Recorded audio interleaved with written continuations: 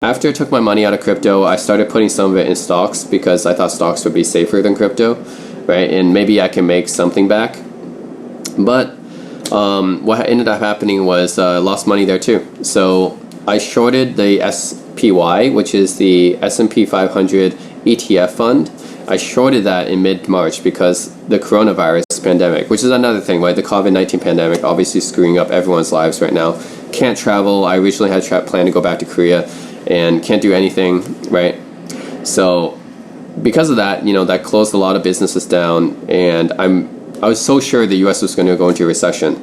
So I shorted the index, and I think by late March, early April, I made a profit because like the S&P index went down a lot at that time. But of course, I was greedy again. This is just, I don't know why I don't learn my lesson, but I got too greedy again and I started waiting for more and more profit. So I didn't take any profit, and now it went back up to 300. Now it's like $310. So now it went back up, erased all my profits, and now I'm like 6K in losses. So I guess the lesson to be learned here is if you have profit, take it. Don't get too greedy. This was my problem going back to 2018, right? So it's bad financial luck, but it's also me. It's also my fault for FOMOing, I guess. I guess you can call it FOMOing or just being greedy.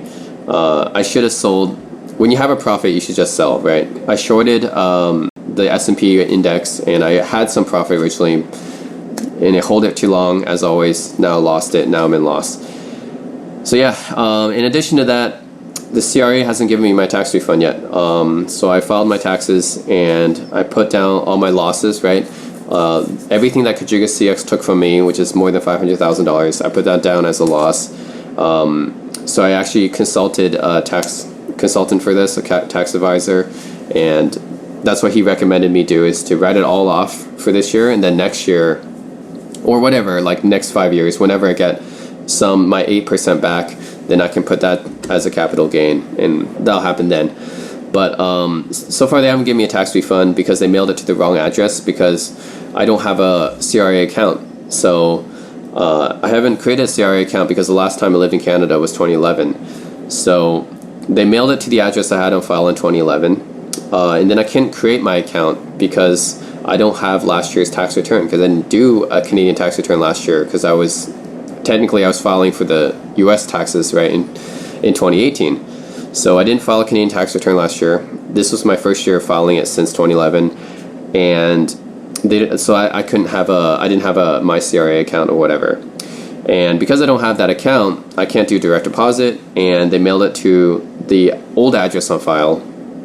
And I tried to get in contact with them to change it, and I couldn't get in contact until just last month because of the I guess because of the pandemic and everything else related to it. They've just been really, really busy, and they kept hanging up on me. They hung up on me at least 8 times.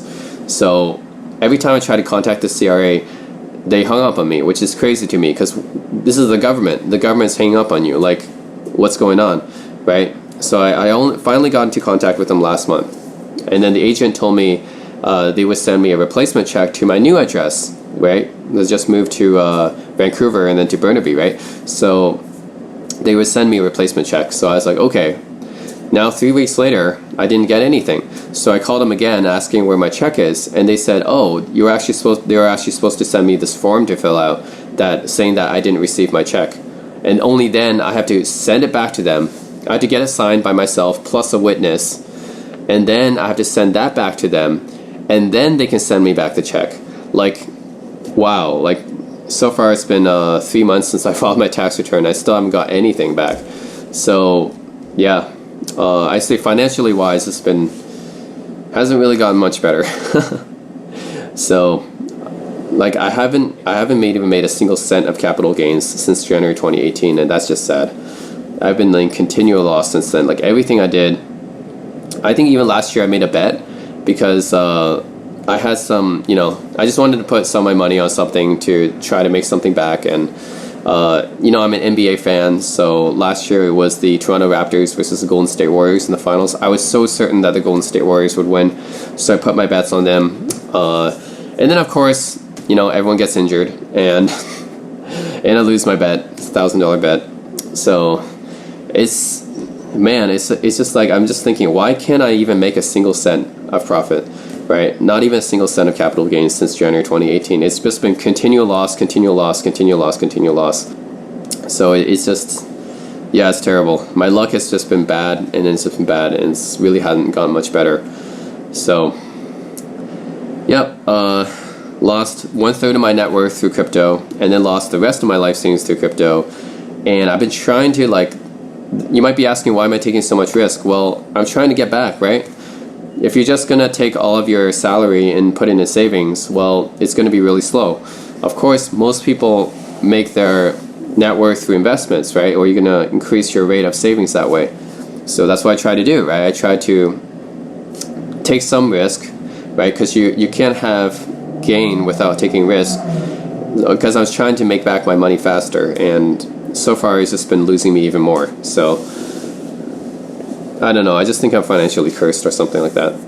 Anyways, guys, that's not very related to Quadriga CX, but I did want to bring it up because this is my video log for this month.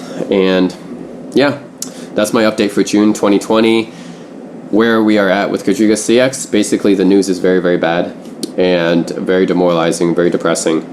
And nothing else in my life has really gotten better since then. COVID-19 has kept me inside for, what, last 3 months? I have not seen a single person I know. I don't have many friends in Vancouver because I just moved back last year, right? And then just really haven't had much opportunity to go outside and meet people. And last 3 months, obviously just under house arrest like everyone else. So COVID-19 just ruined everything this year in regards to meeting people. So that's pretty bad. And then you have the protests in the US going on right now as well. It's really like a dystopian future, isn't it? You have to go outside, line up to go get groceries. You have to wear a mask every time you go outside. There's curfew in the US, right? That's pretty bad.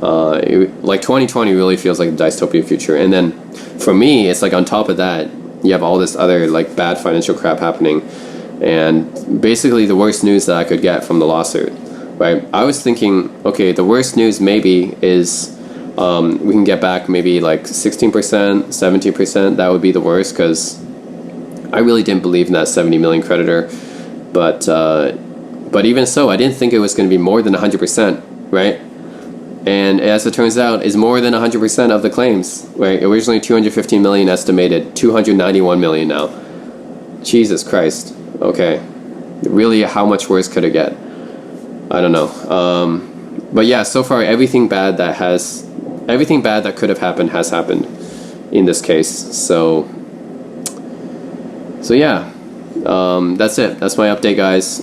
It is very unfortunate, but hopefully, I don't know, I'm still alive. Even though a lot of times I really would rather not be, but I'm still going somehow. That's it, guys. Thanks for watching my video. And again, this is my update for the Quadriga CX situation, as well as some of my own personal updates, if you manage to care about that. And that's it.